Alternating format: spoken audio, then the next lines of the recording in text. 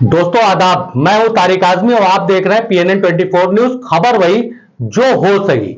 लोकसभा चुनाव में बम्पर कामयाबी के बाद समाजवादी पार्टी का इस वक्त मोरल हाई है। समाजवादी पार्टी ने 1 माह के लिए सदस्यता अभियान चलाया है और अपने हर एक पदाधिकारी को यह निर्देशित किया है कि अलग अलग जगहों पर जाकर के, अलग अलग शहरों में जाकर के वो सदस्यता अभियान का एक हिस्सा बने। इसी क्रम में वाराणसी के मूल निवासी समाजवादी युवजन सभा के राष्ट्रीय सचिव आदिल खान साहब दिल्ली तक गए, बनारस से होकर के सदस्यता अभियान चलाते हुए। इस दरमियान उन्होंने अलग अलग जो है शहरों में वहां के ग्रामीण इलाकों का भी दौरा किया। हमारे साथ आदिल खान साहब जुड़े हुए हैं, हम उनसे जानने की कोशिश करते हैं। आदिल साहब, बहुत बहुत स्वागत है आपका हमारे कार्यक्रम में। आपने अभी सदस्यता अभियान में हिस्सा लिया, सदस्यता अभियान चलाया, क्या कामयाबी मिली, कहां से कहां तक गए आप? पहले तो यहाँ से हम लोग बनारस से निकले, इलाहाबाद होते हुए, कानपुर होते हुए, टुंडला हुए, टुंडला के बाद अलीगढ़, अलीगढ़ के बाद दिल्ली पहुँचे। और दिल्ली सारे जगह, एक एक जगह जहाँ जहाँ जैसे जैसे लोग मतलब टूटे हुए पड़े थे लोग सदस्यता लेने के लिए, ये आलम था। लोग इस सरकार से इतने त्रस्त हो चुके हैं कि सिर्फ मतलब एक एक करके इतने संख्या में, जिस तरह हम लोगों को खुद में अंदाज था, इतने संख्या में लोगों ने सदस्यता अभियान को सफल बनाया। और जैसा कि अभी हमने आपको एक चीज बताया, वाराणसी से इलाहाबाद हमने जो बोला, इलाहाबाद को इसलिए हमने बोला, इन लोगों ने इलाहाबाद को कर दिया है प्रयागराज। हम इलाहाबाद इसलिए बोल रहे हैं कि ये लोग प्रयागराज इसलिए कर दिया, प्रयागराज को इन लोगों ने स्मार्ट सिटी बना दिया।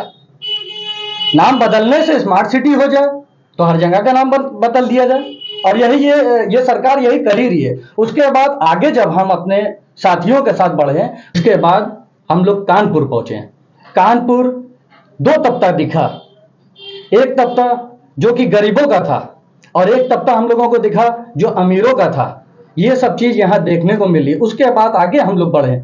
अच्छा, अमीरों के गरीबों का तबका जो इलाके दिखने को मिले, तो क्या इसके बीच में आपको फर्क का कुछ एहसास हुआ? फर्क इस सरकार में हमको सिर्फ फर्क ही फर्क तो नजर आ रहा है, कहीं से सही मूल्य की चीज कुछ नहीं दिख रही। उसके आगे जब हम लोग बढ़े, किसानों से मिले, किसानों की समस्या दिखी, और वो बड़ी संख्या में किसान जैसे कि अपना जो है सदस्यता अभियान को हमारे सफल बनाने में एक के बाद एक भीड़ पूरी नजर आई।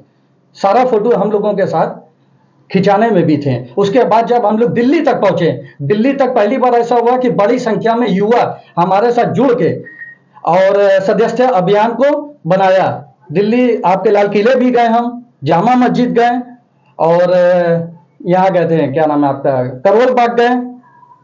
ठीक है, वहां कई इसी जगह। वहां से होने के बाद जब फिर बनारस, अभी आज जैसा हो रहा है कि अभी आज मैं वापस चला आ रहा हूँ।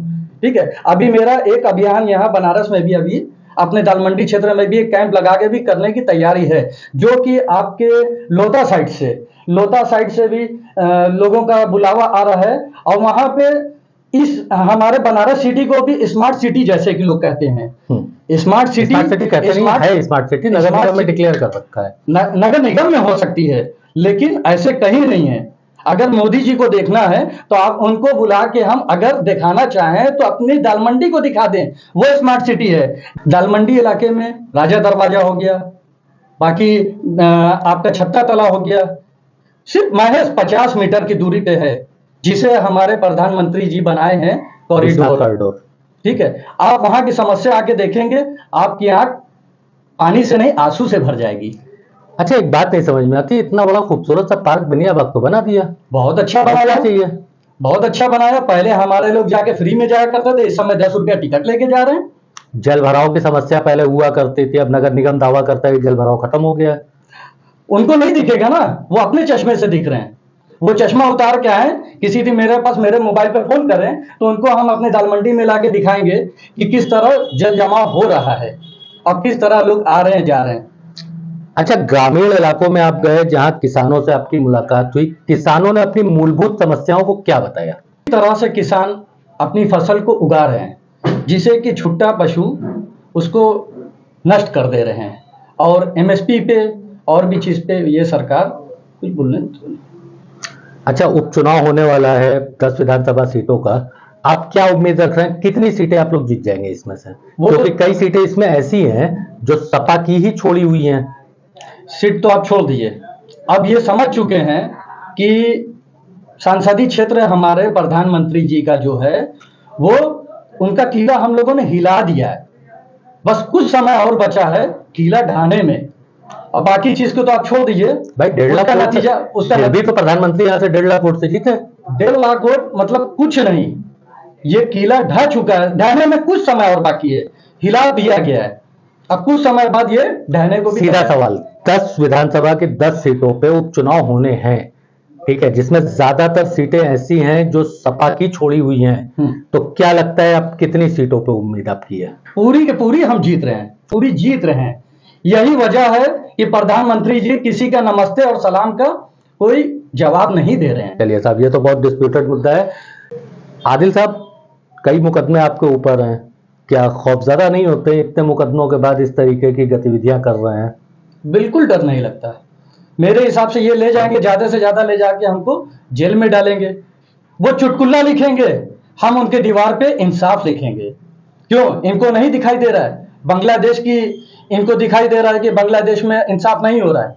यहाँ पे ये जो है मणिपुर में इनको अभी तक नहीं दिखाई दिया, मणिपुर में क्या हो रहा है इनके। देखिए, हिंसा तो मणिपुर की भी गलत है और बांग्लादेश की भी तो गलत है। मणिपुर की बात अभी तक ये लोगों ने क्यों नहीं निकाला?